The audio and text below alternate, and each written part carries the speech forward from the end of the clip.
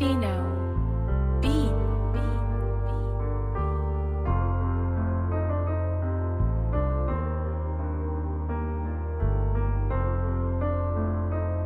Balita ko, napanghinaan ka na ng loob. Natatakot husgahan, mas naniwala sa kutob. Sa mga pangarap mo'y tila ayaw nang magsubok. Sarili mong destinasyon, ikaw ang naglagay tuldok. Pag-iisip kinakain ng pagiging negatibo. Maging puso'y naduwag at mas nagiging sensitibo. Nalinlang ng mga pangangamba na tinahimo. Natatakot humakbang dahil sa mga kritisismo.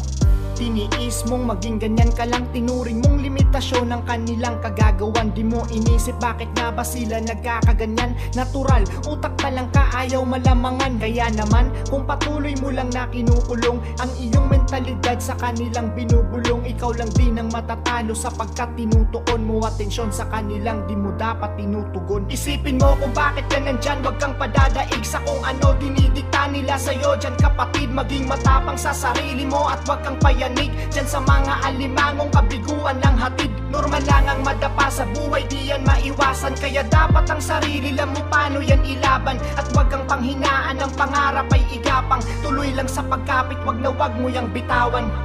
Madalas mo na rason, sawa ka na, kinulang sa motibasyon, kaya ngayon tamad ka na. Kung ba't ka nagkaganyan, hindi ka ba nagtataka? Kahit tiwala sa sarili mo'y nawawalan ka na. Paalala lang sa'yo, bakit ka nga ba nandyan? Pagsisikap mo noon, sasayangin mo na lang. Sasabihin mong pangarap mo, ang layo pa naman. Malayo pa pero malayo ka na sa nakaraan. Babalikan mo pa ba kung saan ka nagsimula? Kakalimutan mo na lang kung bakit nandito ka. Sasayangin mo lang ba ang iyong mga naipunla? Kung sana'y paunti-unti may bunga kang naipon na. Tandaan na sa proseso ang pasensya'y pahabaan, sapagkat matatarik mga daan mong lalakaran. Dito'y matira matibay ang loob ay palakasan ng hindi mo inasahan, madalas mararanasan. Isipin mo kung bakit ka nandyan, wag kang padadaig sa kung ano dinidikta nila sa'yo. Dyan kapatid, maging matapang sa sarili mo at wag kang payanig dyan sa mga alimangong kabiguan ng hatid. Normal lang ang madapa sa buhay, di yan maiwasan. Kaya dapat ang sarili lang mo paano yan ilaban. At wag kang panghinaan, ng pangarap ay igapang. Tuloy lang sa pagkapit, wag na wag mo yang bitawan.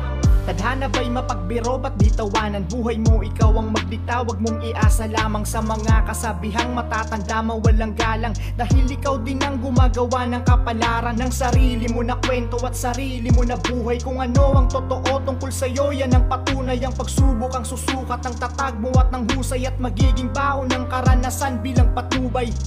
Isa buhay mga nasa isip mo, wag hayaang manatili lang na panaginip to. Masanay kang may iilan talaga namang buwisit to. Nandyan lang para mangusga at susubok sa limit mo. Aminin mo man o hindi, may natitira pa dyan sa loob-loob mong gigil. Bakit di mo kalagan? Di pa huli para bumangon ka muli at palagan. May nasimulan ka na, tatapusin mo na lang. Isipin mo kung bakit ka nandyan, wag kang padadaig sa kung ano dinidikta nila sa'yo. Dyan kapatid, maging matapang sa sarili mo at wag kang payanig dyan sa mga alimangong kabiguan ng hatid. Normal lang ang madapa sa buhay, di yan maiwasan. Kaya dapat ang sarili lang mo paano yan ilaban. At wag kang panghinaan, ng pangarap ay igapang. Tuloy lang sa pagkapit, wag na wag mo yang bitawan.